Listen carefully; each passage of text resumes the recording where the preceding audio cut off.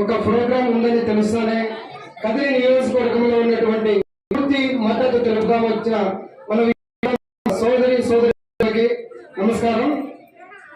ఆంధ్రప్రదేశ్ లో గత 2019 నుండి ఈ రోజు వరకు మన విశ్వబ్రాహ్మణులను ఎంత ఘోరంగా అవమానిస్తున్నారంటే వైసీపీ పార్టీలు చెప్పిన ఒక వ్యక్తి ఈ రోజు ఆంధ్రప్రదేశ్ విశ్వబ్రాహ్మణులకు మాట ఇచ్చి విశ్వబ్రాహ్మణులు తాలుబొట్టు చేసే హక్కు కానీ కాలిమెట్టే అమ్మే హక్కు కానీ ఇస్తామని చెప్పి ఒక ఎమ్మెల్సీ ఇస్తామని చెప్పి మాట తప్పి మనము తిప్పిన ఒక రకంగా చెప్పాలంటే బ్యాడ్ వ్యక్తి. విశ్వబ్రాహ్మణ సోదరులకి బీసీలలో ఉన్నటువంటి వాళ్ళకి గుర్తింపు లేకుండా చేసిన ఏకైక రాజకీయ నాయకుడు ఎవరన్నా ఉన్నారు అంటే వైఎస్ జగన్మోహన్ రెడ్డి గారే. విశ్వబ్రాహ్మణులకి నీచంగా అన్యాయం చేసిన వ్యక్తి ఈ రోజు రాష్ట్రంలో ఎవరన్నా ఒక వ్యక్తి ఉన్నారంటే వైఎస్ జగన్మోహన్ రెడ్డి గారు. పేరు చెప్పుకునే కానీ సిగ్గుపడాలి రాష్ట్రంలో ఉన్న విశ్వబ్రాహ్మణులు మొత్తం. ఈరోజు వాస్తవంగా చెప్తున్నాను, ఎంతమంది ఎన్ని పనులు చేసినా రాష్ట్రంలో కరోనా వచ్చిన టైంలో అయ్యా విశ్వబ్రాహ్మణులు దాదాపు 25 లక్షల మంది ఉన్నారు. చాలా మంది కార్పెంటర్లు ఉన్నారు, మన వాళ్ళు బంగారు పని చేసే వాళ్ళు ఉన్నారు, శిల్పులు ఉన్నారు, 5 వృత్తులు చేసే వాళ్ళు ఉన్నారు. ఒక మెమరాండం పంపించాము, మనిషికి 10,000 రూపాయలు ఇవ్వండి, వృత్తిని ఎందుకు ఇవ్వండి అని. ఒక దరిద్రం పట్టినాడు ఆంధ్రప్రదేశ్ కి, దరిద్రం పట్టినట్టు. ఈ రోజు రాష్ట్రంలో ఎవరికి చేయని ఎవరికైనా జరిగిందంటే రాష్ట్రంలో విశ్వబ్రాహ్మణుడిగా జరిగింది. అది గమనించలేని విధవులు చాలా మంది ఏమనుకోకండి, 2 రోజులుగా అది గమనించలేని వైసీపీ విధవులు చాలా మంది విశ్వబ్రాహ్మణ సోదరులు కలుసుకొని తిరుగుతున్నారు కొంతమంది. నిజం చెప్తున్నాను, ఈ రోజు మన వాళ్ళు చాలా అద్భుతమైన స్థితిలో పనులు లేక వ్యాపారాలు లేక మన వాళ్ళు చాలా మంది ఆత్మహత్యలు చేసుకున్నారు అన్న విషయం ఎప్పుడన్నా కానీ ఆత్మహత్యలు చేస్తున్నారు. అటువంటి వైసీపీని గెలిపిస్తామా? రాష్ట్రంలో 175 నియోజకవర్గాల్లో ఉన్నటువంటి తెలుగుదేశం క్యాండిడేట్లు చంద్రబాబు నాయుడు గెలిపిస్తామా? ఎవరిని గెలిపిస్తాము? చంద్రబాబు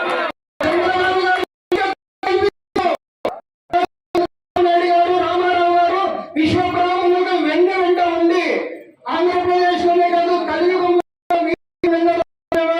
కాలజ్ఞానాన్ని బయటికి తెచ్చిన వ్యక్తి ఎవరైనా ఉన్నారంటే కేవలం రామారావు గారు మాత్రమే. ఇది ఒక్కటి ప్రభుత్వం గమనించాలి. ఈరోజు విశ్వబ్రాహ్మణులకి ఇంత వెలుగు వచ్చిందంటే, విశ్వబ్రాహ్మణులుగా గుర్తింపు వచ్చిందంటే కేవలం రామారావు గారు. అటువంటి రామారావు గారు స్థాపించిన తెలుగుదేశం పార్టీని హ్యాండిల్ చేస్తున్న చంద్రబాబు నాయుడు గారు ఈ రోజు 2014లో మనకి విశ్వబ్రాహ్మణ కార్పొరేషన్ ఏర్పాటు చేసి 100 కోట్ల రూపాయలు రిలీజ్ చేశాడు.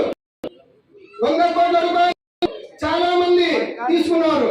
కానీ వైసీపీలో 56 బీసీ కులాలని ఏర్పాటు చేసి ఈ రోజు వాళ్ళు కార్పొరేషన్ ఏర్పాటు చేశామని చెప్పి దరిద్రం కాకపోతే 56 కార్పొరేషన్ 56 లక్షల రూపాయలు పెట్టాల. 56 లక్షల రూపాయలు 56 కార్పొరేషన్ పెట్టాల. బీసీలని ఎంత అంటే అనుకున్నాడు.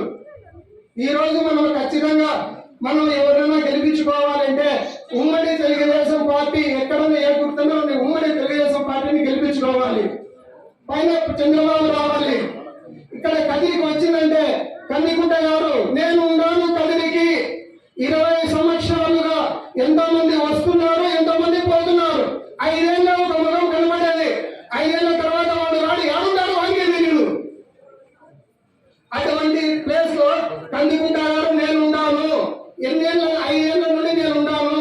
ఎంతో మందికి ఎస్సీ బీసీ మైనారిటీ ఓసీలతో సహా ఈ రోజు పల్లెలన్నీ తిరుగుతున్నాం. కందికుంట గారింట ఎంతో మంది మాకు సహాయం చేస్తున్నారు అంటున్నారంటే వాస్తవంగా అయితే ఎమ్మెల్యే ఉన్న వ్యక్తులు కానీ సహాయం చేయాలంటే సహాయం కందికుంట గారు చేశారు. అటువంటి కందికుంట గారిని గెలిపించుకునే అవకాశం మనకి దేవుడు ఇప్పుడు ఇచ్చాడు. బ్రహ్మ గారు మనకి ఇప్పుడు ఆ అవకాశం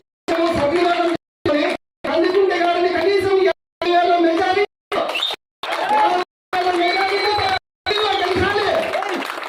మనం ప్రతి ఒక్కరికి ఈ విషయం తెలియజేయాలి.